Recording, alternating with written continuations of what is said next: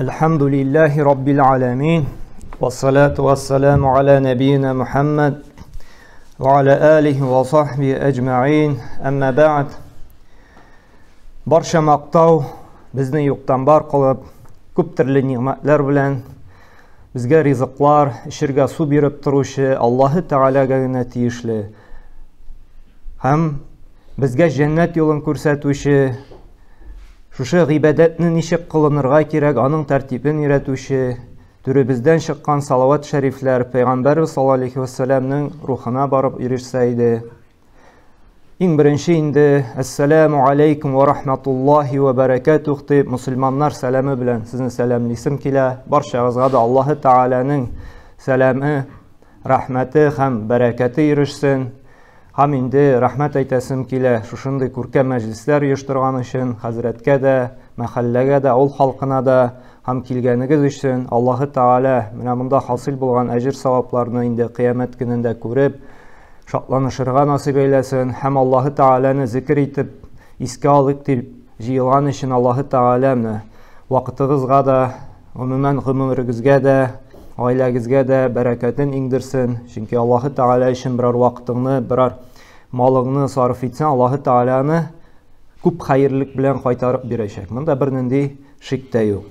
Ham endi men odatda esga tushirishga yaratam, mana shunday majlislarda masjidga kelib Allohni zikr etsan, ul hoji ismini olmasanda, ammo haj qilgan kibik ajr olasin degan bir hadisni. Bu endi yoshlar tilida aytsak, şuşu vaaz tыңларга келушілерні тағында диққат білән тыңларга, ихтибарын юнәлтірге ярдәм итә торган хадис. Бу хадис безнең Равах al-Hakim, Хаким җыентыгында килә, хәсән дәрәҗәсендәге сахих хадис. Пәйгамбер саллаллаху алейһи ва сәллям әйтте, кемдә мәчеткә килсә ди, берәр хәерлелек өйрәнәм дип, ягъни менә берәр файдалы аят, хадис ишетәм дип инде, яки өйрәтәм дип инде, шул кешегә ди тулы хаҗ кылган кебек әҗр язылыр ди. Менә шуңа да Аллаһ Таала шушы тулы әҗр кылган әҗрне барчабызга да алырга насыйп әйләсен иде. Һәм менә кайбер вакытта сорау да туа, ни өчен шундый җиңел генә гамәл, бер сәгать кенә утырасың, тәмләп инде Аллаһ Тааланың шифалы сүзләрен ишетәсең, Пәйгамбер саллаллаху алейһи ва сәллямның күркәм хадисләрен тыңлыйсың. Шуның эчендә шундый зур әҗр мени дип. Әйе, Аллаһ Таала әл-Кәрим, ул юмарт, һәм аның йортына җыелып, аның хөкемнәрен өйрәнсән, Аллаһ Таала андый бәндәләргә менә шундый зур әҗр әзерләгән. Ни өчен шундый зур әҗр? Чөнки ул белгән, адәм балалар ул, ялкау. Менә күпме авылдан да ничә генә кеше килгән. Шулай бит. Шуңа да Аллаһ Таала менә шөкер итәргә кирәк. Аллаһ Таала димәк xayrlik tiley saylab alıb, менә сезгә тауфик, сезгә теләк тудырган күңелегездә килим әле, Аллаһ йортына бер булса да хәерле сүз ишетим әле дип. Аллаһ Таала бит менә күршегезгә яки башка туганыгызга аны иңдермәгән, ә менә сезгә сиздергән, шундый теләк тудырган. Шуңа да рәхмәтле булырга кирәк. Менә Аллаһ Таала бүгенге көндә сезгә иң зур бүләк ясады. Шундый зур әҗр алып китергә. Бер яктан әҗр булса, кыямәт көнгә инвестиция ди, икенче яктан әле менә бик тә файдалы аятлар, хадисләрне без алачакбыз, тормышыбызны тагын да яхшыртырга, ягъни бу дөньябызга ярдәм итер өчен. Күрә икеләтә нәрсә отышта калабыз икән, әгәр дә мәчеткә килеп Аллаһ Тааланың сүзләрен, Пәйгамбер саллаллаху алейһи ва сәллям хадисләрен өйрәнсәк. Менә бүгенге темабыз диек, бүгенге көндә бик тә мөһим. Ул да булса инде, менә әз булса да сөйләшеп китербез сабырлылык сыйфаты турында. Чөнки мусульман кешесе әгәр дә шушы сабырлык сыйфатын үзендә булдыра икән, ул аңа дөньясы өчендә һәм ахират өчендә бик тә отышлы. Чөнки менә Коръәнгә карасак, менә ничек Имам Әхмәд әйткән, Коръәндә ди 90 җирдән артык ди, 90 җир. Дә Аллаһ Таала зикр итә сабырлыкның, шушы түземлелекнең фазилатын. Уйлап кына карагыз. Әгәр дә Аллаһ Таала Коръәндә берәр нәрсәнең өстенлеген шулай күп итеп зикр итә икән, кабатлап тора икән, бу күрсәтә инде аның әһәмиятлеген. Һәм Имам Әхмәд әйтә, 90 җирдән артык ди, сабырлыкның өстенлеген күрсәтә. Әле без ул хадисләрне, ул аятларны да алып китәбез. Ул анда мактый. Мин яратачакмын ди сабыр кулларымны ди. Мин алар белән бергә булачакмын ди. Мин аларга ярдәм итәчәкмен ди. Шушындай түземле кулларымны, түземле мөмин мусульманнарны. Әйе, гомумән мусульман тормышында изгелек кылыр өчен Аллаһка итәгать итер өчен гыйбадәт кылыр өчен сабырлык кирәк. Менә монда килеп тә шулай бит утырыр өчен сәгать буе шушы Аллаһы Тәгаләнең сүзләрен тыңлар өчен сабырлык кирәк. Сабырсыз кеше утыра алмый. Шулай бит. Менә 1 сәгать телефонга кермичә утырып карарсың монда. Шулай бит, хәзрәтнең авызына гына карап. Бүгенге көндә нинди каты железобетонный сабырлык кирәк. Бигрәк тә яшьләребезгә. Шулай бит. Иртә белән ничек итеп тәмле йокыдан уянып, шулай бит салкын сулар белән, әлхәмдүлилләх, инде җылы сулар, шулай бит, титаннарны ачабыз, кабызабыз. Тәһарәт алып намазга басу. Нинди сабырлык таләп ителә, шулай бит. Һәм менә Рамазан ае җитә. Анда шулай бигрәк тә ашарга яратабыз. Шундый тәмле татлы ризыктан да аерылып торыр өчен нинди түземлелек кирәк. Ягъни Аллаһы Тәгаләгә дә гыйбадәт кылыр өчен әле сабырлык кирәк икән. Һәм шулай гынахлардан тыелыр өчен нәрсә кирәк? Сабырлык кирәк. Әлбәттә. Кешенең инде кайбер вакыт әзрәк төтен әтәсе дә алып, төтен әтәсе дә килеп торадыр. Шулай бит инде. Кайнар суда эчәсе киләдер. Әмма ул Аллаһ ризалыгы өчен түзә, Аллаһта харам диде, ләгънәт кыла диде мондый кайнар су белән мавыгучыларны, шулай бит инде. Красный белыга юлны еш таптаучыларны. Ул сабыр итә Аллаһ өчен, аның ләгънәтеннән, аның газабыннан курка. Түземлелек күрсәтә Аллаһ өчен. Аллаһта бәрәкәт бирәчәк, берәр гынаһны калдырсам ди шушы. Аннан соң шушы гынаһларның анасы булган, гынаһтан тыелам икән, үземне күп кенә проблемадан азат итәм. Һәм Аллаһы Тәгалә шушы сабырлыгым өчен яхшысы белән ахирәттә бирәчәк дип. Ягъни гынаһтан тыелыр өчен нәрсә кирәк икән безгә? Түземлелек. Һәм шулай ук сабырлык тагын качан кирәк? Аллаһның тәкъдирене. Берәр бәла каза ирешә икән, шулай бит инде. Сыналабыз икән сәламәтлек белән монда, берәр хәүф хәтәр белән. Монда шулай ук бу тәкъдир Аллаһы Тәгаләдән дип кабул итәргә, ризасызлык күрсәтмәскә Аллаһы Тәгаләгә сабырлык кирәк. Һәм менә шушы сабырлык булырга да ничек без үзебездә шушы сабырлыкны булдыра алабыз, шуның кайбер сәбәпләрен алып китергә булдык. Бигрәк тә әле бу сабырлыкның без төрен әзрәк кенә юлын диегендә нишкәләтербез. Ул да булса безнең сабырлыкны ничек булдырырга муамәләдә, ягъни кешеләр белән. Бик тә мөһим, чөнки бик күп үпкә кешеләр арасында бер-берсенә карата шулай бит. Хәтта туганнар арасында да күренә. Үч алулар еш чырый, бер-берсенә таяк тыгалар анда. Үч алам, теге ата мия зыян салган иде дип. Менә сөйләшербез шушы сабырлыкның, менә кешедән зыян күрсәң, кеше алдаласа сине. Яки анда сине рәнҗетсә, хыянәт кылса, һәм башка төрле менә кеше сиңа зыян сала икән, менә шушының кешедән булган зыянга ничек итеп депрессиягә, төшенкелеккә бирелмичә сабыр итеп, түземлелек күрсәтергә. Менә шушы сабырлыкны булдырыр өчен без кайбер сәбәпләрне алып китербез. Ничек җиңелрәк шушы сынауны үтәргә. Шушы кешегә дә үч алмыйча, шулай бит инде. Шушы кешегә карата да инде нәфрәтебезне күрсәтмичә, сабыр итеп үзебезне тотып калырга бар икән аның ярдәм итә торган берничә сәбәп. Без шуларны инде санап китәчәкбез. Иң беренче белергә тиеш иманлы бәндә, мусульман кешесе, менә аның белән нәрсә булмасын, ул Аллаһның теләве белән була. Ул кеше теләп кенә түгел, моңа әле әмерне Аллаһы Тәгалә биргән, ягъни күңеленә салган. Берәр кеше безгә килеп, берәр зыян салды икән, орышты икән инде, рәнҗетте икән анда. Бу кеше әле ул сәбәпче генә. Аллаһы Тәгалә шушы кеше аша Сине иманыңны, тақвалығыңны сынады. Бу сәбәпшігіні, арадашшығыны. Мұның түп сәбәпшісі Аллахы Тәғәлә. Аллахы Тәғәлә ниндидер хикмәт белән я иманыңны сынап карыйсы килә, я ниндидер гынахыңны ярлыклау сәбәпле. Чөнки без беләбез, безгә сынау килсә, ул гынах белән безнең гынахларыбыз гафу ителә, кафарат була. Һәм башка шундый хикмәт белән. Чөнки Аллаһ Тәгалә менә Тәквир сүрәсенең 29-нчы аятын карасак, нәрсәдә Аллаһ Тәгалә "Ва ма ташауна илля айяша Аллаһу раббул аламин" ди. Берәр кеше сезгә ди, сез теләсәгез дә нәрсәдер эшләргә ди. Аллаһ Тәгалә теләмәсә ди, бер нәрсә дә булмый ди. Димәк, сиңа берәр кеше зиян салды икән, моның артында әле Аллаһ Тәгалә ниндидер хикмәт белән бу кешене җибәргән. Әгәр дә без шул фикерне үзебезгә кертәбез икән, безгә бу сынауны кичерергә, сабыр итәргә җиңелрәк була.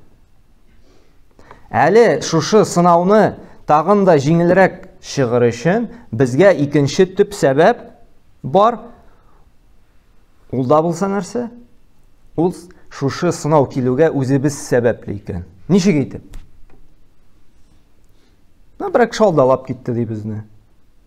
Яки суқты ди безгә, шулай бит инде ачудан инде. Яки бер аферист килеп берәр нәрсәне майтарды ди инде. Шулай бит инде. Күңел рәнҗи, нәрсәгә миңа мондый сынау дип инде. Яки берәр нәрсәне урлап киттеләр ди. Күңел төшә бит инде. Кәефсезләнәбез, ни өчен миңа мондай сынау килде дип. Ә менә бу кешегә үпкәләп ятканчы төптәнрәк уйласак, әле бу кеше бары тик сәбәпче генә икән. Монда төп гаеп үзебездә икән. Без беребездә фәрештә түгел, шулай бит. Бездә кимчелек бар. Ул кеше безне рәнҗетте, нинди яман эш эшләде. Әмма бит бездә кемнедер кайчандыр булса рәнҗеткән булырга мөмкин без. Ниндидер явызлык кылып куйган булырга мөмкин без башка кешегә. Менә шушы гынах сәбәпле, чөнки бер гынах та иссез, әсәрсез калмый. Нинди генә гынах кылма, аның җавабы киләчәк. Әйе. Без уйлыйбыз, менә гынах кылдым да, всё, яшиләр бит әле дип. Юк. Ул я сәламәтлек белән киләчәк. Я финансовый яктан, яки гаиләдә бер нәрсә килеп чыгачак. Димәк, безгә берәр кеше сынау килде икән кеше аша, моңа әле иң беренче үзебез гаепле. Бу сүзләргә дәлил Аллаһ Субхана ва Тааляның Шура сүрәсенең 30-нчы аяты. Аллаһ Субхана ва Тааля әйтә: "Ва ма асабакум мин мусибатин" ди. Сезгә берәр нинди бәла-каза ирешә икән ди, проблемага юлыгасыз икән ди, бераз сынау каршында каласыз икән ди. Ул ди, шушы мусиба ди, шушы сынау ди, фәбима кәсәбәт әйдикум ди. Сез үз кулларыгыз белән эшләп алган гынахлар сәбәпле ди. Димәк, моның сәбәбе бездә икән. Аллаһ Тәгалә әйтә, сездә ди. Димәк, кайчандыр син я шундый ук берәр кешене рәнҗеткән булырга мөмкинсең, я каядыр шулай кемнедер алдалаган булырга мөмкинсең. Шул ук сиңа әйләнеп кайта шушы үз гынахың сәбәпле. Шуңа күрә уйларга кирәкми, каядыр анда кемгәдер ниндидер начарлык, явызлык кылсаң, ул иссез калмый. Юк. Аллаһ Тәгалә һич шиксез моны инде белдертәчәк. Шуңа күрә дә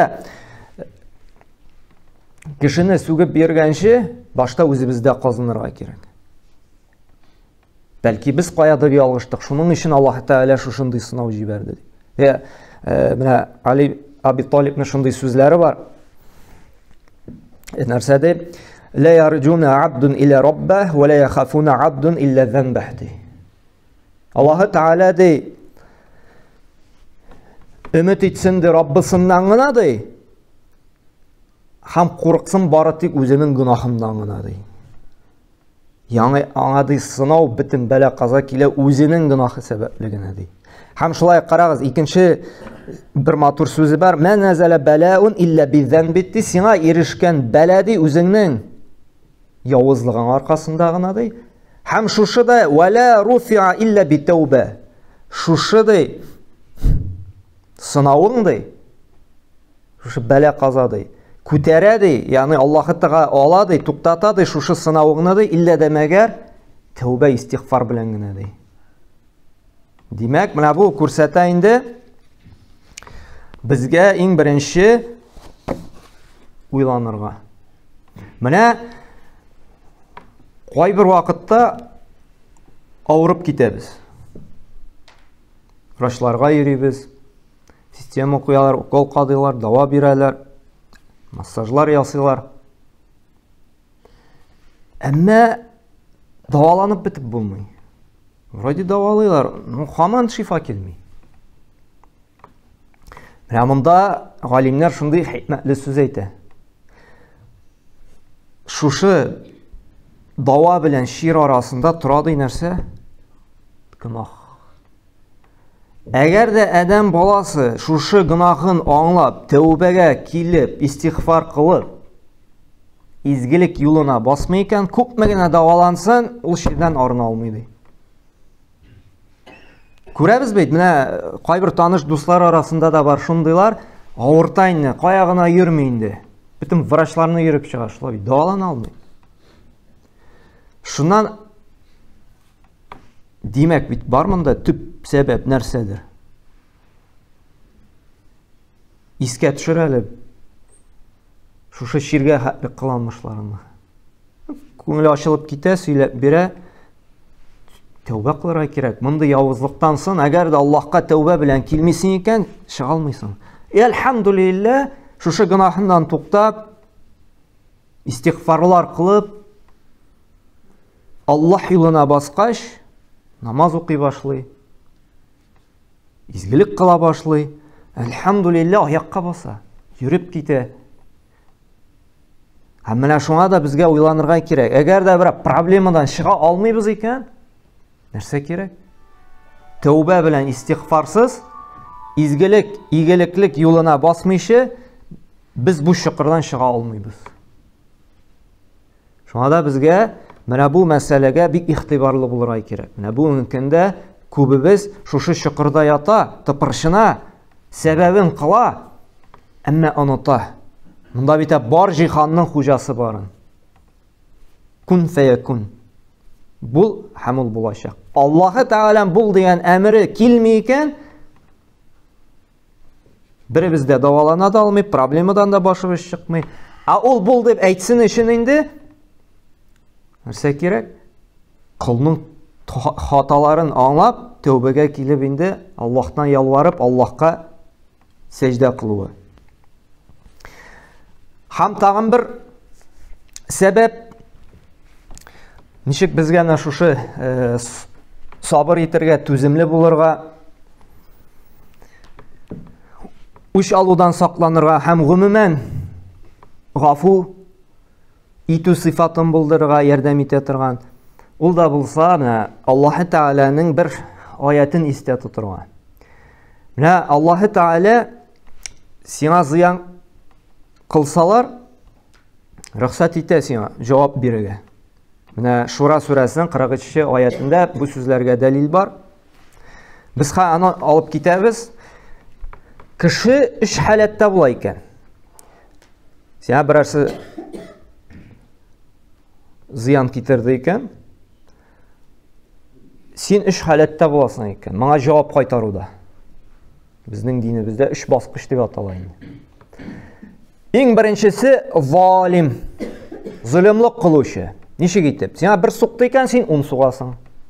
Сиңа берсе хайван дип әйтте икән, син инде бөтен 7 буынны зикр итеп, шулай бит инде 10 этажлы ни белән аударасың инде. Сиңа берәрнендә таяк тыкты икән инде, берәр эшеңдә син инде таяк кына түгел, 10 ломны тыгасың. Шулай бит төрле яктан бер нәрсә эшли алмассың. Ягъни залим бу zulmлык кылучы. Кызганычка каршы күбебез шушы төркемгә керә инде. Шулай бит? Бик кызганыч. Чөнки Biz әле тәрбияләнергә кирәк шушы аятлар белән. Ким дигәндә шушы икенче баскычка күтәрелер өчен. Икенче баскыч муктасид. Ягъни уртаклык, гаделлек. Синең хакың бар, сиңа бер суктылар икән, синең хакың бар шул ук җиргә бер тапкыр сугырга. Бер сүз әйтте икән сиңа, шулай бит инде начар, син шундый фәлән дип, син хакың бар, шулай шундый сүз белән яки шул үлчәүдә дигән бер сүз җавап кайтарга. Әмма авыр бу. Шулай бит. Бик авыр. Бик сирәк кенә мондый адымны кыла ала. Өченче баскыч инде. Монсы инде в области фантастики. Шулай бит. Монсы инде бик шундый диндар, бик тақва, бик шундый теге Аллаһка якын белән эшләгән кеше генә эшли ала. Ул да булса нәрсә? Гафу итеп, аңа инде изгелек кылу. Ягъни бер нәрсә әйтмәү. Яр Аллаһ та хидаят бирсен дә все. Ихтибар да итми. Һәм Аллаһ Тәгалә карагыз нәрсә ди. Шушы Шура сүрәсендә 40-нчы аятта: "Ва джазаa'у сайyi'ати сайyi'a мислуха" ди. Син бер начарлык кылса, явызлык кылса ди, син шул микъдарда гына кайтара аласың ди, бер тигез. Әйттек, бу икенче баскычы, шулай бит. Һәм нәрсә ди? "Фаман афа ва аслаха" кем инде гафу итә ди, һәм араны төзәтергә тырыша икән ди, "Фа аҗруху ала Аллаһ" аның әҗре Аллаһ каршында булыр ди. Беләбез, әгәр дә Аллаһы Тәгалә берәр изгелекнең әҗрен яшерә икән, әйтми икән, бу күрсәтә инде бик зур фазиләткә ия бу амәл. Мәчеткә килеп укыдың икән, идә укыган каранда 27 мәртәбәгә өстен. Коръәннең бер хәрефен укыдың икән, ун әҗр. Аллаһы Тәгалә бәян кыла, күпме әҗр аласың шушы гамәл өчен. Әмма бар шундый гамәлләр Аллаһы Тәгалә әҗрен яшергән. Сән ураза тоту шулай бит. Аллаһ Тәгалә әйтте, мин дә әҗрен үзем бирәчәкмен ди. Изгелекләр уннан алып 700 мәртәбәгә үстерәм ди, әмма уразаның әҗрен үзем бирәм ди. Һәм менә шушы гафу итүче кешеләрне Аллаһта әҗрен үзем бирәмен ди. Димәк, кешеләрне гафу итә белү, кичерә белү, аларга ачу сакламау, ул Аллаһ каршында бик зур дәрәҗәгә ия икән. Әле без аны алачакбыз, аятны моны бик сирәк кеше генә эшли алачак ди. Карагыз, Аллаһ Тәгалә ничек безнең психологияны белә, шулай бит. 14 гасыр элек инде әйтеп куйган. Моны бик сирәк кеше эшли ала ди. Һәм нәрсә ди? Иннаху ла юхиббу залимин ди. Һәм шул ук вакытта әйтә, беренче этап инде, күбе шуңа күрә керә индеме? Аллаһ хәтта зулымлык кылучыларны яратмый ди. Әйткәнебезчә инде бер явызлыкка 10 явызлык белән кайтаручы. Һәм Аллаһ Тәгалә кара Нәхл сүрәсенең 126-нчы һәм 127-нче аятларында да әйтә, нәкъ шушы мәсьәләне инде тагын бер дәлилли нәрсә ди? Ва ин aqabtum fa'aqibu bimithli ma uqibtum ди. Әгәр дә сезгә зыян салган кешене җәзага тартасы булса ди, шушы ул сезгә зыян китергән микъдарда гына җәза бирегез ди. Әгәр дә инде вала ин сабартум ди, әгәр дә сабыр итеп калсагыз ди, түземлек күрсәтеп, үч алмыйчы, җәза бирмичә, белсәгез ди, ул сезнең өчен хәерлерәк ди. Әмма без белмибез. Шулай бит. Я гыйлем җитмәү сәбәпле, я инде үзебезне бик тәҗрибәле куябыз Аллаһ Тәгаләгә өстен караганда да. Аллаһ Тәгалә әйтә, хәерле ди сезнең өчен. Без әйтәбез, юк инде булмый бу дөньяда алай дип. Әгәр дә алай булмаса, Аллаһ Тәгалә Коръәндә шулай хәерле дип әйтмәсе. Аллаһ Тәгалә нәрсә ди? Бақара сүрәсендә ла юкаллифуллаху нафсан илля уз'аха ди. Allahu Teala adam balasına күтәрә алмаслык yükне de yüklәмиди. Allahu Teala demek bu işler hayırlı deyken demek аны biz күтәрә алабыз. Әмма biz аны күтәрмибез. Үзебезнең тақвалык бик заиф булу сәбәпле, гыйлем, аңлау дәрәҗәсе бик түбән булу аркасында biz инде нинди фәлсәфәгә бирелеп була алмый дип тегеләй булай дибез. Була алмый дип әйтүдән сакланырга кирәк. Мин булдыра алмыйм диргә кирәк. Мин. Аллаһ Тәала әйткән икән, димәк, андый иманлы затлар, тақвалар булдыра ала. Әле мин үсмәдем шундый дәрәҗәгә. Әле минем тақвалыгым куәте андый баскычка үсеп җитмәгән. Әйе, хайырлы дип без танырга кирәк. Аллаһ Тәала карышып, өстен чыгып сөйләргә ярамый. Һәм нәрсәди? Васбирди, сабыр итти, ва ма сабрука илля биллаһ. Сабыр итти. Әмма ди синең сабырлыгында Аллаһның ярдәме белән ди. Монда да Аллаһ Тәала күрсәтә, күңелләрне Аллаһ белән бәйләргә кирәк, Аллаһтан сорарга кирәк. Раббым бер Аллаһ, сынау килде. Уфтанмыйча, сиңа каршы инде тәкъдириңә авыр сүз әйтмичә, түземлелек күрсәтергә көч-куәт бирсәң иде дип, Аллаһ Тәаладан нишләргә кирәк? Сорарга кирәк. Һәм Аллаһ Тәала шулай ук менә Имран сүрәсенең 134-нче аятында да әйтә: "Ва афина анин нас, валлаһу юхиббул мухсинин" ди. Аллаһ Тәала әйтә: "Сабыр булды, һәм нәрсәди кешеләрне гафу итүчән булды. Сиңа зыян салсалар да ди, чөнки Аллаһ Тәала шушындай игелекле кешеләрне ярата ди." Аллаһның яратуын аласыбыз килсә, нишләргә кирәк икән? Гафу итәчән булырга. Һәм тагын бер сәбәп, ул да булса, кеше начарлык кылды икән, без инде ул шундый начар кеше, мине алдалады, хыянат итте, анда рәнҗетте, зулымлык кылды, һәм башка санарга яратабыз аның бөтен гынахларын. Һәм алда әйткәнчә, biz үзебездә гынахлы, безнең гынахлар аша килә дидек. Һәм Аллаһ Тәала гафу итүчеләрне ярата ди. Ни өчен? Чөнки Аллаһ Тәала үзе гафу итәргә ярата. Аның исемнәре бар: Ат-Тәвваб, тәүбәләрне кабул итүче. Әл-Гафур, гафу итүче. Шулай бит. Һәм Аллаһ Тәала ярата үзенең кулларында гафу итүчәнлекне. Һәм син кешеләрне гафу итүчән буласың икән, Аллаһ Тәала үзенең кимчелекләреңне, җитешсезлекләреңне, гынахларыңны гафу итә. Менә шушы сәбәпләрне истә тотып, бу безгә инде ярдәм итә нишләргә? Аллаһ теге кешеләр безгә зыян салса, аларның инде шушы безгә килгән сынауларын җиңел генә кичерергә. Һәм менә Пәйгамбәр саллаллаһу безгә үрнәк. Шулай бит, һәр мусульман кешесе Пәйгамбәр саллаллаһу үз каршында үрнәк итеп ала. Безнең халкыбыз шундый, без кемгәдер булса инде иярәбез. Телибезме без, теләмибезме, безнең халкыбыз шундый, кемнәндер үрнәк алабыз без.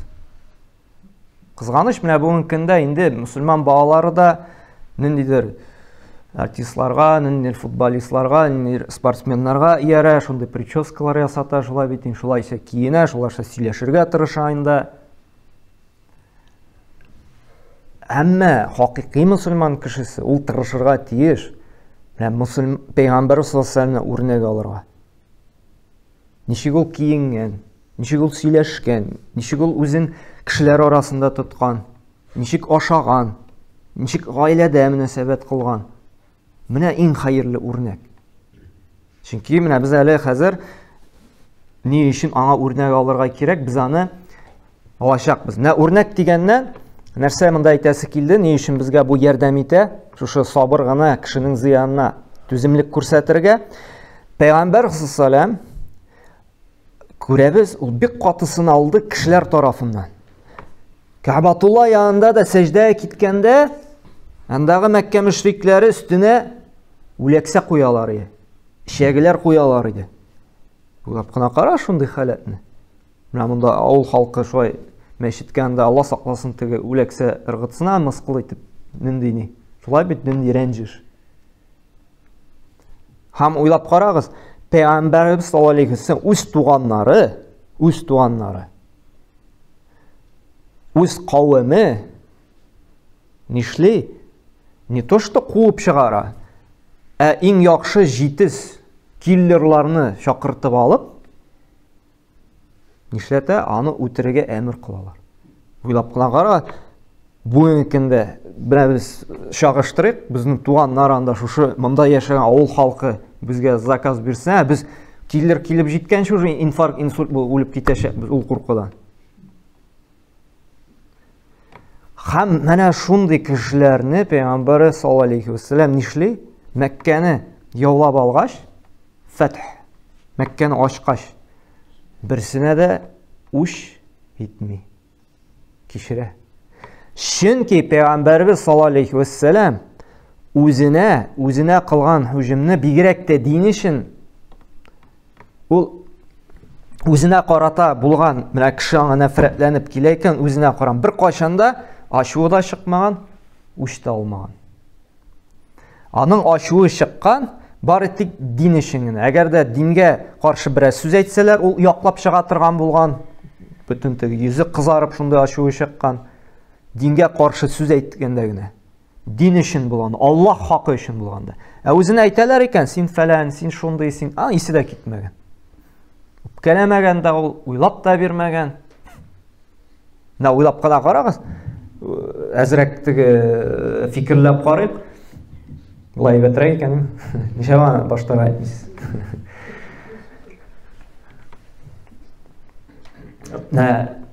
Фикер йөртик, без бит инде менә буларны өйрәнәбез. Гыйбрәт алыр өчен, уйланыр өчен, фикерләр өчен. Менә безне шулай итеп авылдан, районнан куып чыгарсалар, без монда шундый гаскәр белән кайтабыз икән, без нишләтеп бетерербез? Шулай бит. Пәйгамбәр берсенә дә тимәде. Менә бу күрсәтә диннең шулай рәхимлелеген. Динне пычратмакчы булалар бит, шундый кан куеш, шундый әшәкеләр. Карагыз диннең рәхимлеген. Пәйгамбәр саллаллаһу алейхи ва саллям берсенә дә үч ачу сакламый. Һөҗүм дә кылмый.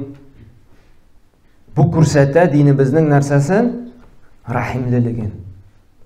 Һәм Аллаһ Тәгалә дә менә шуңа да нишләргә Әхзаб сүрәсендә Пәйгамбәр саллаллаһу алейхи ва саллямны үрнәк алырга куша. Нәрсә? Ләкад кана лакум фи расулиллаһи усватун хасана ди. Сезнең өчен Пәйгамбәр саллаллаһу алейхи ва саллямның үрнәгендә ди, Пәйгамбер саллаллаһу алейхи ва саллямда иң күркәм үрнәк булды ди, сезгә ди, ярыр өчен ди. Аның холкында, аның әдәбендә, аның юлында иң яхшы күркәм ди. Үрнәк ди. Кемнәр өчен ди? Лиман кана ярҗуллаһ вал яумил ахир ва закараллаһ кафира ди. Кем өчен үрнәк ди? Артистлар, спортсменнар түгел. Әмма Пәйгамбер саллаллаһу алейхи ва саллям кем өчен үрнәк ди? Кем ди? Аллаһ белән очрашуны һәм кыямәт көнен булуын өмет итсә ди, һәм Аллаһны күп итеп зикр итә ди, зикр итсә ди, менә шундый төр кешеләргә ди Аллаһ Тәгалә иң яхшы үрнәк ди. Шуңа күрә дә менә берәрсенә анда теге начарлык белән, явызлык белән дигәндә үч аласыгыз килә икән, без нишләргә тиешбез? Туктале.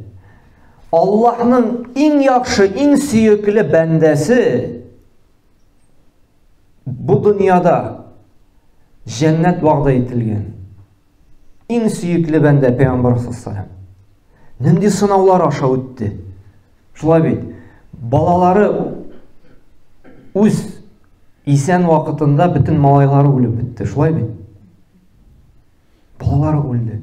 Иң яраткан хатыны Хадиша үлеп китте. Шулай бит. Ятим булып үсте.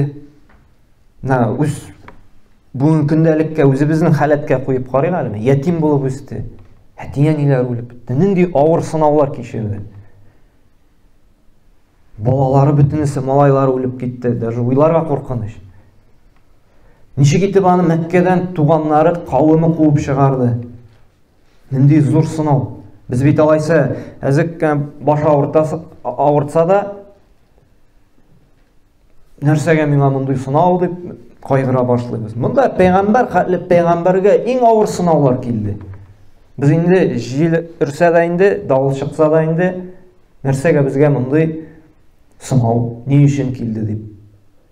Әле сәҗдә кылган юк. Аллаһ Тәгалә ни өчен мондый сынау дибез. Һәм шуңа да без уйларга тиешбез. Кемгәдер ачу саклаганда, мәни лаеклымы әле ачу сакларга? Монда иң сөекле бәндә дә үзе өчен нишләмәде? Шундый ачу сакламады. Һәм менә без җиттек, әйткән идек бит, Аллаһ Тәгалә сабыр булучыларны ярата. Сабыр булучылар белән булам дип, менә шушы аятларны Аллаһ Тәгалә беренчесе Әнфәл сүрәсенең 46-нчы аятында әйтә. Нәрсә ди? Васбиру ди. Сабыр булыгыз ди. Түземлелек күрсәтегез ди. Ни өчен ди? Аның нәтиҗәсен, аның сәбәбен дә әйтә. Инналлаһа ма'ас сабирин ди. Аллаһ Тәгалә ди сабыр булучылар белән ди. Аллаһ Тәгалә әйтми, тиз кызып китүчеләр белән мин дип. Аллаһ Тәгалә әйтми, мин үч алучылар белән дә дип. Аллаһ Тәгалә әйтми, мин зарланучылар белән дә дип. Менә түземлелек, эндәшмичә, сабыр гына шушы сынауны кичереп җибәрүчеләр белән. Һәм валлаһи юхиббу сабирин дә Имран сүрәсенең 146-нчы аятында Аллаһ Тәгалә шушы сабыр, түземлелек күрсәтүчеләрне нәрсә ди? Ярата ди. Нәрсә дигән сүз бу? Ярата белән. Әгәр дә без шушы сыйфатны үзебездә булдыра алабыз икән, димәк, Аллаһ Тәгалә вәгъдә бирә, мин аны яратачак, мин аның белән ди. Ничек итеп? Аллаһ Тәгалә дуаларыбызга җавап бирә. Белән дигәч, Аллаһ Тәгалә ярдәм итә. Дуаларыбызга җавап биреп тора. Аллаһ Тәгалә саклый. Менә шундый берәр зур абзый, бик влиятельный дигәндә әйтә икән. Все, мин сине яратам, хөрмәт итәм. Нәрсә генә булмасын, мин синең белән. Все, кеше инде күкрәкләрен җәеп китә шунда. Шулай бит. Белә, шалтырата, проблемасын решайтә. Ишекне ачалар. Нәрсә генә булса, проблеманы решайтәләр. Моның инде башы инде күккә менә башлый. Космосларга менеп җитә. Чөнки миңа да менә ди, анда бөтен регионны тоткан абзый әйтте. Все, мин беркемнән курыкмыйм. Анда уйлап карагыз. Галәмнәрнең хуҗасы, бөтен миллиардер, бөтен анда президентларның хуҗасы, идарә итүче. Җир тетрәүләрне дә туктатып калучы. Теләсә. Теле икән бөтен дөньяны байлыкка күмәлә. Һәм теле икән бөтен дөньяда инде нигъмәтен алып инде сусыз да, ризыксыз да калдыралар. Шушы Аллаһ Тәгалә бар нәрсәгә кыдырәтле, ул әйтә, вәгъдә бирә. Мин ди яратам ди, аның белән булам ди. Кемнәр белән? Әгәр дә түземлелек күрсәткән кешеләр белән. Һәм чынлап та бу шулай. Менә санап карыйк үзебездә. Менә Аллаһка күбрәк якынган сайын, хәләлне генә хәләл иткән сайын, күбрәк Аллаһка сәҗдә кылган сайын, Аллаһ Тәгалә шуңхәтлек ярдәмгә килә, шаккатасын. Кайбер вакытта даже дуа кылырга уйламыйсың, ният кенә җит, Аллаһ та җавап биреп куя. Вообще шаккатасын. Бер тормыштан булган ни сөйлисем килә, бер көнлек инде. Зарплатаны суздылар инде. Бер 10 көн инде зарплата алып булмый. Сорап та булмый бит инде. Уже кирәк, все, притык уже. Расходлар бар. Шуннан бер кешегә инде ярар мәйтәм, алып барды, нитте дип инде, ни булсын дип 2000 тәңкә теге садака әйтеп биргән идек. Шушы зданиедан чыгу булды. Бац, зарплат килде дә төште. Сұрысы да болмады, хатта дұға қыларға үлгермедік. Бір изгілік кінә болды, минимальный шундай, кішкентай генә. Аллаһы Тәғала хатта дұға қылмайшы бір ниет үшін генә Аллаһ Тәғала қайтарды да берді. Иманды шырақлар бик көп. Қайбір вақытта мына сиңа қаршы бір ғаділсізлік қылып қоялар. Ахақ бәләгә ғайыплап қоялар. Ішшәндіңе таяқ тықмақшы болалар. Сабыр етесің, чөнки Аллаһ юлында. Сабыр етіп бір нәрсәне дәшмисің. 1 ел, 2 ел үтә, шушы сиңа зыян салган кеше үзе юкка чыга. Үзен алып аталар, алып ату гына түгел, вообще төшереп аталар. Вообще бөтен ишекләрне ябып куялар. Шуңа күрә сабырлык кирәк. Без уйлап бетермәйбез кайбер вакытта, нишләп булмый, нишләп шулай дип әзрәк төшенкелек, әмма менә шул вакытта эндәшмичә сабыр гына Аллаһ юлында итәсең икән, сабыр итәсең икән, Аллаһ Тәгалә уйламаган җирдән дә ишекләрен ачып куя. Һәм Аллаһ Тәгалә 2нче аятта да әйтә, нәрсә ди? Сабыр булучыларга ди әҗерне хисапсыз бирәмен ди. Уйлап кына карагыз, бер абзый килеп әйтә икән, всё, эшлә. Акча не проблема, күпме кирәк шуның хәтлен бир. Анда Аллаһ әйтә, бар байлык аның кул астында. Һәм ул әйтә, хисапсыз бирәмен ди. Һәм уйларга кирәкме әҗер савап әле ул кыямәт көнендә. Ул әҗер савапны без бу дөньяда да күрергә мөмкинбез, бәрәкәте белән, какшамый торган нык сәламәтлек белән. Кешеләр шундый депрессиядә булганда, сиңдә рәхәтлек, күңел тынычлыгы белән бер нәрсәгә кайгырмыйсың. Шуңа күрә уйларга кирәкме әҗер савап дигәндә әле кем күргән бар дип, юк. Аллаһ Тәгалә бу дөньяда да бирәме. Без аны кайбер вакытта аңлап күреп бетермәскә мөмкинбез. Һәм шулай ук сабыр булу, түземлелек күрсәтү. Пәйгамбәр саллаллаһу алейһи ва сәллям әйтте bir хадисендә, нәрсә диде? Галимнәр таянып әйтте, сабырлык шулай иманның яртысы да диде. Чөнки менә әйтте, аҗаба ли-амрил муъмин ди, ин амру куллуху хайр ди. Мөминнең халаты бик гаҗәеп ди. Һәм ул бары тик шушы халат мөмингә генә хас ди. Нинди халат ди? Ин асабатху сарра шакара. Берәр хәерлелек ирешсә ди, уңышка иреште ди, максатына ирешсә ди, ул шөкр итә ди. Алхамдулиллах, бу Аллаһ Тәгаләдән ди. Шөкр итә. Ва ин асабатху даррау сабара факана хайран лаху ди. Әгәр дә инде сынау каршында калса, проблемага юлыкса, ул сабыр итә һәм ул да аңлады хәерлелек ди. Менә бу хадистән чыкты, галимнәр әйттеләр, сабырлык иманның яртысы. Сабырлык ул шөкр итү диде һәм сабыр итү диде. Иман ике өлеш диде. Шөкр һәм сабыр. Ә без бүгенге көндә күбебез булганына кайбер вакытта канәгать булмыйча гел зарланабыз. Аягыбыз йөри, күзебез дә күрә. Һаман авыртам инде, һаман не инде ди. Менә бүген бер гаиләдә булырга туры килде. Кыз кешенең ике баласы бар, Аллаһ Тәгалә сынаган, Аллаһ Тәгалә әҗерләрен биреп, намаз ахлы, әлхәмдүлилләh, шушы сабырлыгы аркасында Аллаһ Тәгалә җәннәтле итсен. Йөргәнми, бер кулы эшләми. Әмма шуңа һәр көн өчен шатланып утыра. Әлхәмдүлилләh бит әле, исән калдым ди. Күзем инде күрмәстер дип уйлаган инде, операциядән чыкканда бармагымны да күрә алмыйм ди. Күз бүтән күрә алмамын ди. Әлхәмдүлилләh күзем күрә бит ди. Әлхәмдүлилләh тотынып кына булса да, бер-ике адым бәреп атлый алам ди. Бер кулым эшләмәсә дә, икенче кул белән бәреп тотып ашый алам ди. Шатланып утыра. Бердән дә зарлану сүзе юк. Абсолютно. Bütün нәрсе әлхамдулилля, шөкер, шөкер, әлхамдулилля дип.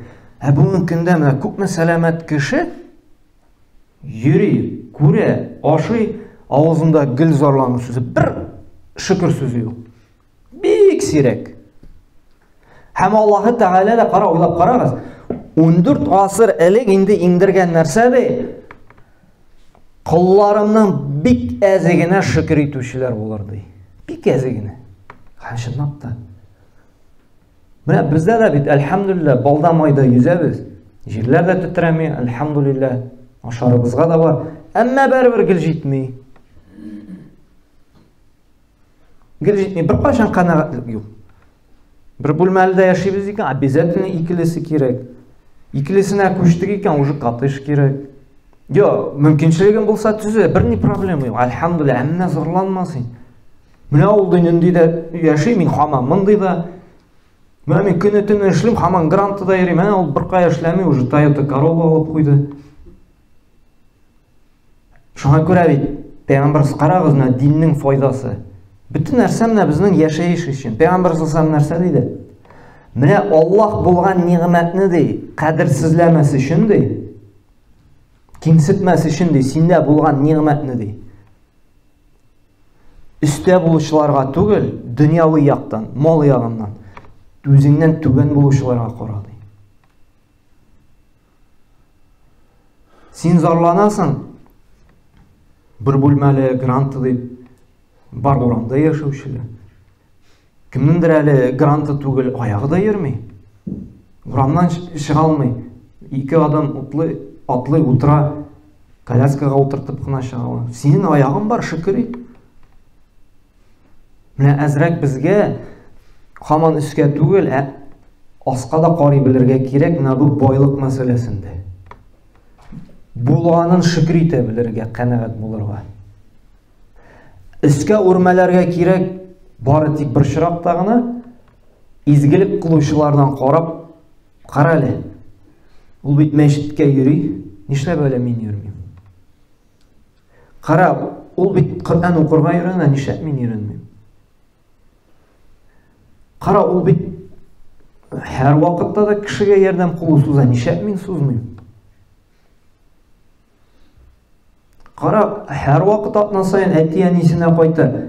Мин инде бер ай әти-әнимә шалтыраткан юк. Ай сайын туганнары белән җыелыша. Безнең ел үтте, бер җыелышкан юк. Менә шундый изгелектә без карарга тиешбез һәм анда үрмәләргә. Менә монысы һичшиксез яхшы. Әмма дөньяви мәсьәләдә юк. Без аска карый белергә тиешбез. Шушы ниъмәтне югалтмас өчен.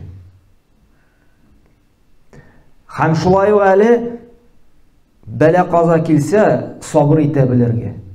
Бераз җирен авыртты икән, әлхәмдүлилләh, вообще йөри алмаслыклар бар. Әле шул йөри алмаслык әле күбрәк шөкер итә безнең бу җиңелчәйне авыртуга. Бәла каза килсә дә, без әле зарлана башлыйбыз. Ни өчен миңа шушындый сынау килде?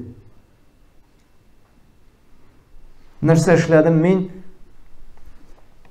Менә йөри дә алмыйм, ятып кына торам, хәлем китте, хәлем начар. Анализге башласаң, намаз юк, ураза юк, изгелек кылу юк, әти-әнигә дуга кылу юк. Туганнарны инде соңгы тапкыр белмим кайчан. Шул сорау бирә, нәрсәгә миңа мондый сынау?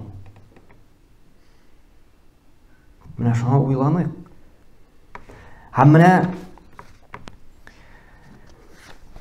гафу итә белү тагын, менә шушы сынауларга темабызга кайтып. Берәр кеше начарлык кылды икән, Аллаһ Тәгалә әйтә, әгәр дә ди, гафу итеп кенә түгел, гафу итеп аңа яхшылык та кылып куйсаң ди, Аллаһ Тәгалә шушы кеше белән ике арасын ди, киләрмен ди, сезне иң якын дус итеп дуслаштырамын ди. Кайбер вакыт бу аяткә бабалар да әйтә, сиңа начарлык кылса да ди, сиңа елмайып яхшылык кылып куйды. Соңынан бәрі ұялаша булды, сиңа тагын начарлык кылырга ди.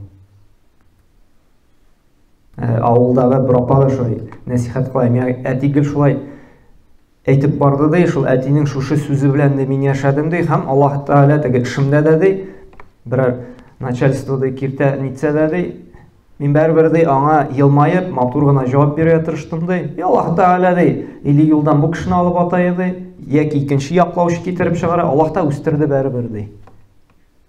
Һәм мәйтәм Аллаһ Тәгалә Фуссилат сүрәсендә дә шушы сүзләргә, шушы файдалы киңәшкә дәлил итеп Аллаһ Тәгалә дә әйтте нәрсә ди? 34-35 аятта Фуссилат сүрәсенең идфа биллатиhi әхсән ди. Бу аятның башында әле бар. Аллаһ Тәгалә әйтә, яхшылык белән явызлык бер кайчанда бер тигез булмаслар ди. Һәм нәрсә ди? Әгәр дә сиңа ди идфа биллатиhi әхсән ди, фа иза аллази бейнәка ва бейнәһу адаватун кааннаху валиюн хамим ди. Нәрсә ди? Әгәр сиңа берәү явызлык кылса да ди, син аңа җавап итеп яхшылык кыл ди. Рушты икән нитеге җавап елмайып кына ярар инде. Бөтен яктан да килеп бетеп булмый бит инде. Миндә дә ниндидер кимчелек булырга тиеш бит инде дип. Хәзрәк юморга чыгарып җавап итеп куясың икән. Матка мат белән инде җавап бирергә омтылмыйсың икән. Соңрак ул явыз итүеннән туктар ди. Тәүбәгә килер ди, гафу итер ди. Аннары бер-берегезгә иң якын дуслар булырсыз ди.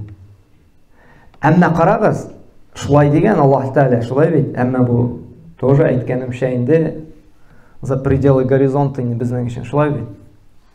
Һәм Аллаһ Тәгалә нәрсә ди? وَمَا يُلَقَّاهَا إِلَّا الَّذِينَ صَبَرُوا وَمَا يُلَقَّاهَا إِلَّا ذُو حَظٍّ عَظِيمٍ ди. Ләкин бу эшне ди һәр кеше эшли алмас ди. Аллаһ Тәгалә шул ук вакытта искәртә дә. Бөтенегез эшли алмассыз ди. Карагыз, Аллаһ Тәгалә ничек психологияны тонкы белә. Коръәндә 14 фасылы. Нәрсә ди?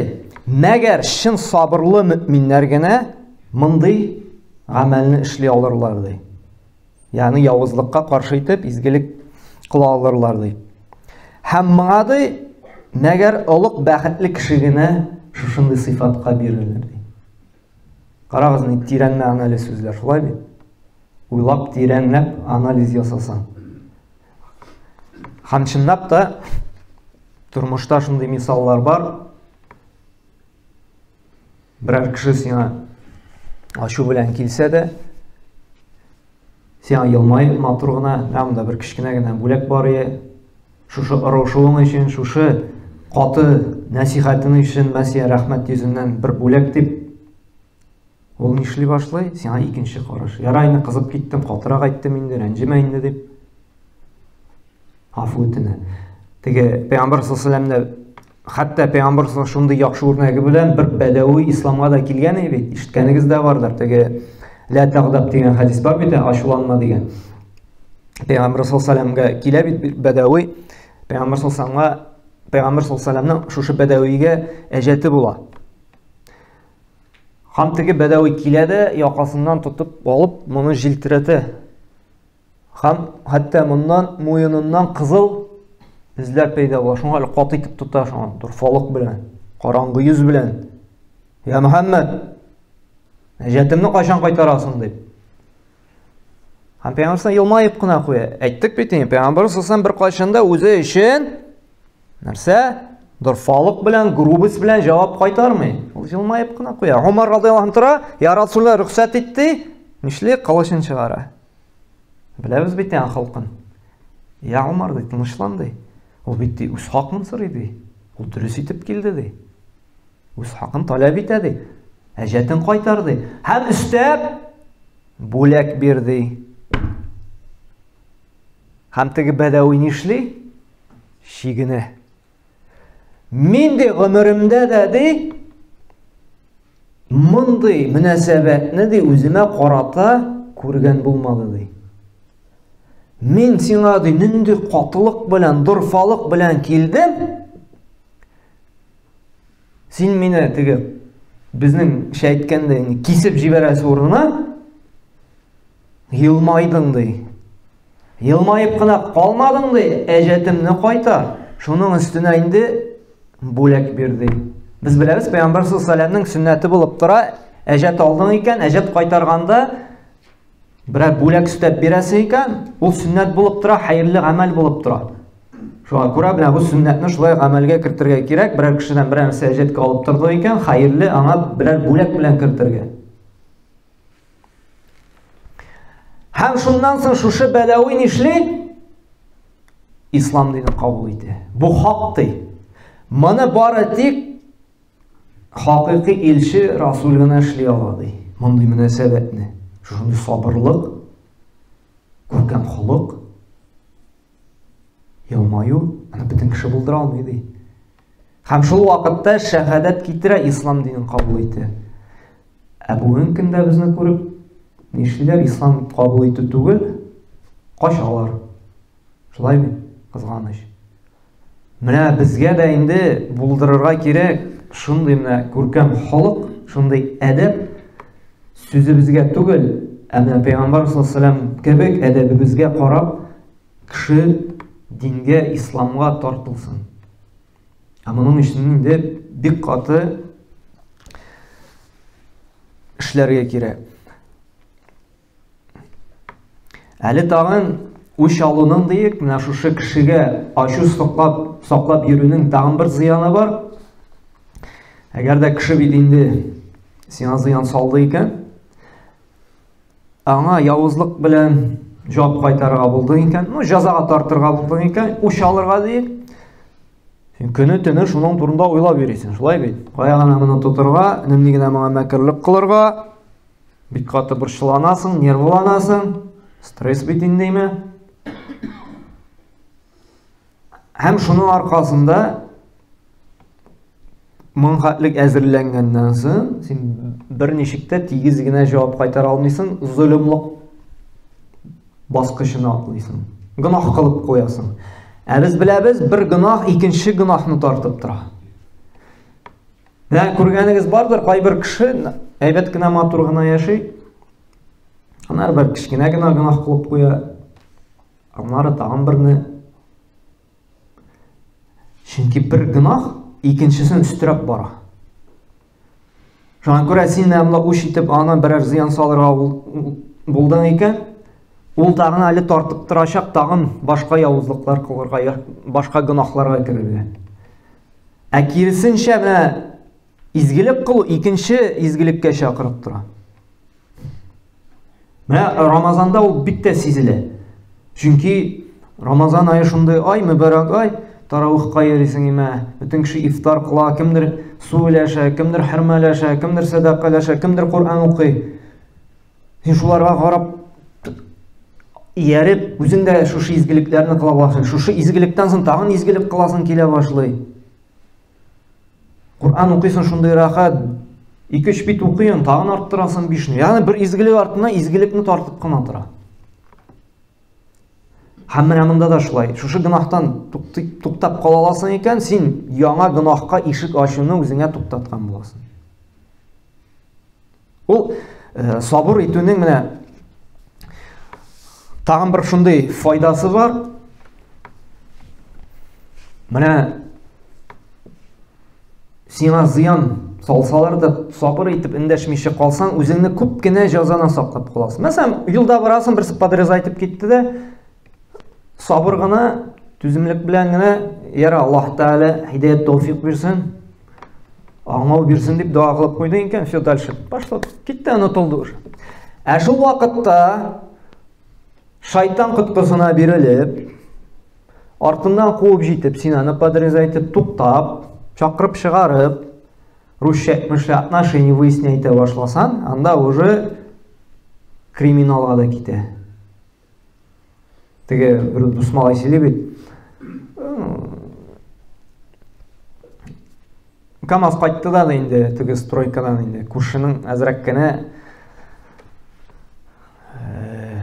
КамАЗ инде батып чокыр ясады инде, капка төбендә инде. Ну чыкты да инде, кытыра башлады. Син нәрсә монда ди, матур гына нитә алмыйсың мәллә, тегесе монсы инде Мен де ашу шықты шул вакытта инде.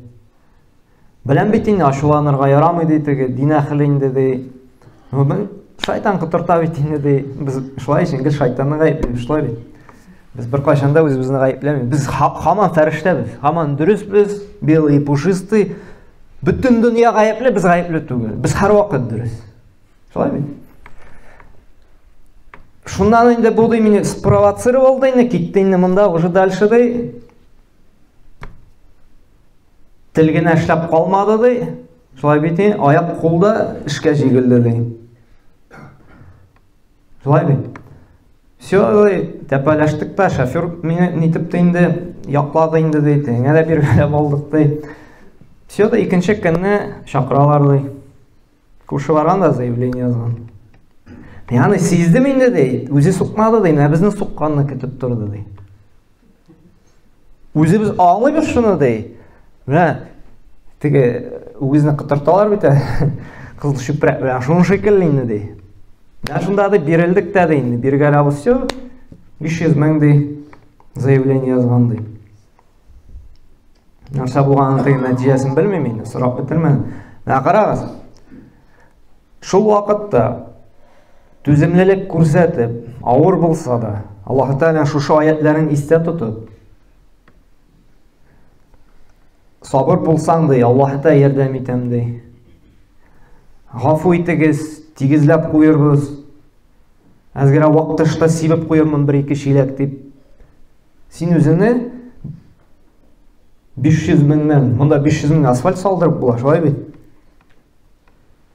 Син инде 2 шиләк шибәнке жәлләдең анда, матур сүзеңне жәлләп, үзеңне үк нинди проблемага юлыктырасың. Бары тик әзгенә түземлек күрсәтеп җибәр. Син дә бит фәрештә түгел үзеңне анда нитеп торырга. Карамаса ярар инде. Мине силәп сүгәрсен дияр. Менә шуңа да менә шушы аятларны, менә шушы киңәшләрне без истә тотып, гамәлдә куллана алсак, күпме муамәләне кеше белән булган җәмгыятьтә җиңел генә чишеп җибәрә алабыз. Һәм Аллаһ Тәгалә менә безгә шушы аятларны, шушы хәдисләрне аңларга хакыйкый төшенү, аңлау бирсен иде. Иң беренчедән дөрес аңлау. Бу да бик мөһим. Безнең ул мондан гына кирип калмасын, әмма монда да үтеп төшсен. Һәм инде монда үтеп төшеп, шушы ит кисәге безнең әмер бирсен, кулларыбызга, телләребезгә, аякларыбызга шушы аят хәдисләр белән яшәргә. Чөнки без монда җыелыштык тыңлап утырырга гына түгел, шушыны тормышка ашырып, тагын да тормышыбызны яхшылатырга. Менә ул безнең төп максат. Чөнки шушы аятлар, шушы хәдисләр ул иңделәр кешене нишләтергә, бәхетле итәргә. Бәхетле булачакбыз, әгәр дә аны аңлап, аның белән яшәсәк. Шуңа күрә Аллаһ Субханаһу ва Тәгалә барчабызга да һидаят, тәүфиқ бирсен иде. Аллаһ Тәгалә безне сынаса, сабыр булырга һәм шушы сынаулар белән Аллаһ Тәгалә гөнаһларыбызны ярлыкласын, кичерсен, гафу итсен, гөнаһларыбызга кафарат булсын. Һәм шулай Аллаһ Тәгаләдән сорыйбыз, ул әл-Хафиз, саклаучы, яклаучы. Шушы изгелекләребез сәбәпле Аллаһ Тәгалә безне барча афәтләрдән, мәкерле кешеләрдән, явыз кешеләрдән, әшәке кешеләрдән үзе генә сакласын иде. Юлларыбызда һәр вакытта да хәерле, ярдәмчел кешеләр генә очрасын иде. Һәм юлларда йөргәндә дә Аллаһ Тәгалә төрле юл фаҗигаләреннән, юл һәлакәтләреннән безне сакласын иде. Һәм Аллаһ Тәгаләдән сорыйбыз, ул Ар-Раззак, ул ризыкландыручы, ул Әл-Ваххаб, ул бирүче. Шуңа күрә сорау да аннан гына тиешле. Аллаһ Тәгалә сорыйбыз, нәрсә ризыкларыбызны тагын да арттырып, тагын да бәрәкәтле кылсын. Аллаһ Тәгалә безне, Раббым, син ишетүче, син күрүче, açlık, suğuş afetlerinden sakla deyip, her günni sorup, her günni yalvarıp, hem soruybız Allah Teala'nın barşa jil davullardan, jir titrevlerden özüngine sakla. Çünkü sen gine buna kudretli. Sen gine bunu buldur alasın. Rabbim ilkinleri biz her vakitte da tınış bulup, emin bulup, özüne şükür etip, ibadet kılıp, yaşarga Allah Teala nasip eylesin. Subhaneke Allah bihamdik, eşhedü en la ent, ve estağfiruke ve etûbü ileyk.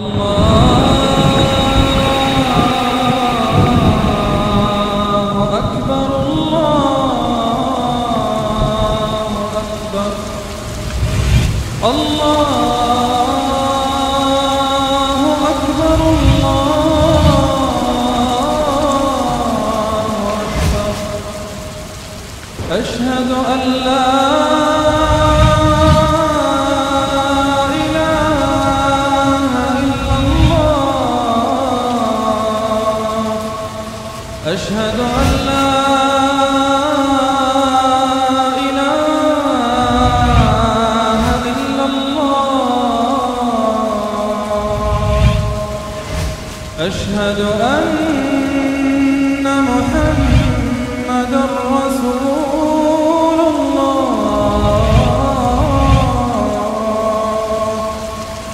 أشهد أن محمدًا رسول